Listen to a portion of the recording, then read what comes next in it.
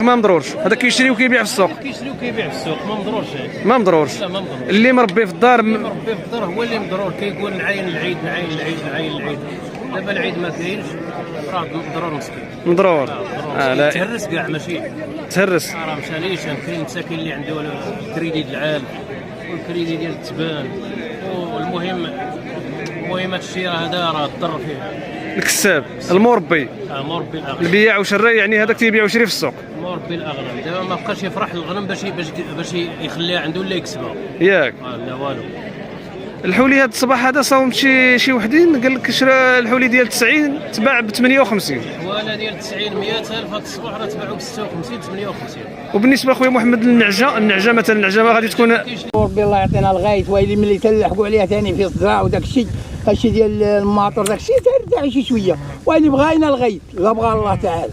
الناس اللي مادين وخدامين راهم الحمد لله دابا تيغوتوا علينا تيقول لك راه الدم ديالك غادي نديو. ايوا هي اللي تتشد على راسها ماشي انا اللي تنشد عليها. تدي ويقول لك هذا الحولي راه يحيدوا. راه خاصك على ضربك الضوء. هذا جيل لا والو فيه. هذا شحال عطاو فيه هذا 65 65,000. دابا بحال هذا شحال كان كيدير؟ من 80 ل 90. من 80 ل 90 هذا 65 اللي عطاوه دابا 3250 درهم. الله يسخر.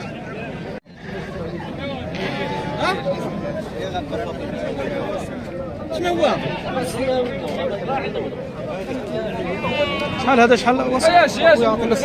56 56 2800 درهم. هذا رقم. وهذا النبأ اللي لقاه يعني كما تقولوا وزير الاوقاف الشؤون الاسلاميه اليوم في القناه الرسميه المغربيه، يعني لقى واحد الرساله ديال جلاله الملك ديال الامير المؤمنين الله يحفظه، ويعبر من خلالها على ان امير المؤمنين راه لغى هذه الذبيحه هذه وهذا يعني ديال هذه الشعيره هذه، وان امير المؤمنين كيقول للمغاربه الرعايه ديالو انه راه يعني صلاه العيد تبقى يعني، والاجواء والطقوس ديال العيد والجانب الروحاني ديال العيد، وان كيحث المغاربه انهم يديروا صله الرحيم، وان يكون الانفاق وتكون الصدقات وتكون صلاه العيد وتكون في المصليات وتكون في المساجد الى غير ذلك. هذه الطقوس يعني وهذه الشعيره ما غاداش تحيد، ولكن غير اللي غتحيد هو الذبيحه ديال العيد. علاش؟ لان القطيع قليل وكاين ظروف مناخيه صعيبه وظروف اقتصاديه وكل شيء كيعرفها، راه كاع المغاربه تيعرفوها، والناس كانت كتمني النفس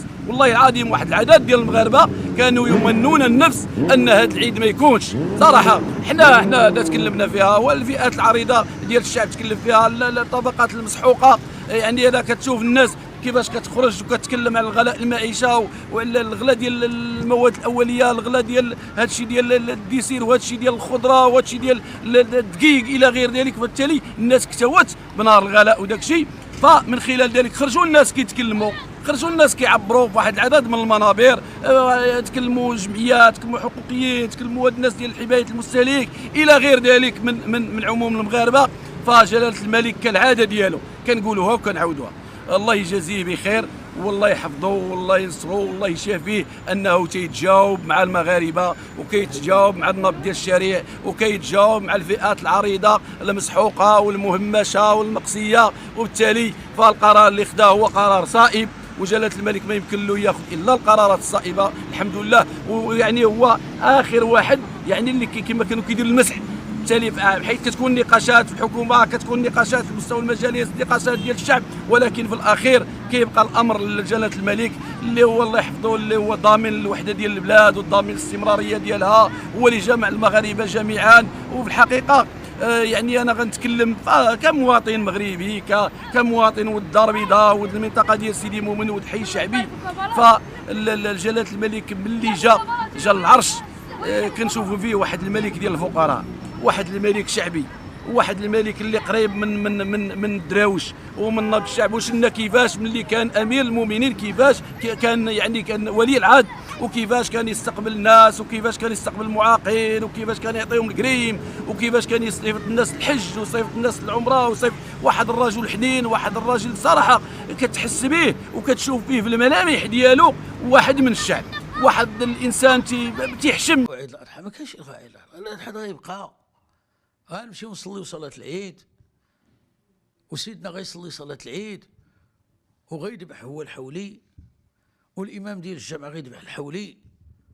الاول اللي ذبحوا سيدنا ديال وليداته، والثاني اللي ذبح هذاك الامام على الامه، لان النبي صلى الله عليه وسلم ذبح كبشين اقرانين املحين، فقال في الاول من بغى يذبحوا بسم الله الله اكبر اللهم هذا عن محمد وال محمد، وقال في الثاني اللهم هذا عن من لم يقدر من امه محمد.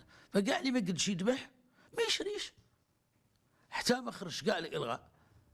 الحولي غالي ما نشريش، لان الاضحيه سنه مؤكده، والعيد غادي يبقى. غادي نمشيو نصليو ونحضروا ان شاء الله في المسجد ونسمعوا الخطبه ونصليو صلاه العيد ونشوف حنا لديورنا ونشريو شويه د اللحم وداك الشيء ونطيبوه.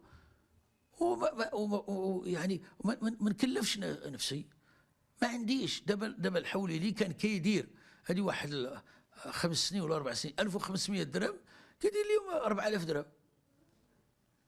ما تقدش حتى الا بغيتي كاع تسلف ما يمكنلكش، وما تطيحش نفسك في الزوبيه. فاذا الغاء عيد الاضحى ما كيناش، نعرفوا واش كنقولوا. الغاء شعيره الاضحيه هذا يمكن ان يقع، ولكن شكون اللي كيقرر في هذا الامر؟ ولي الامر. شكون هو؟ سيدنا امير المؤمنين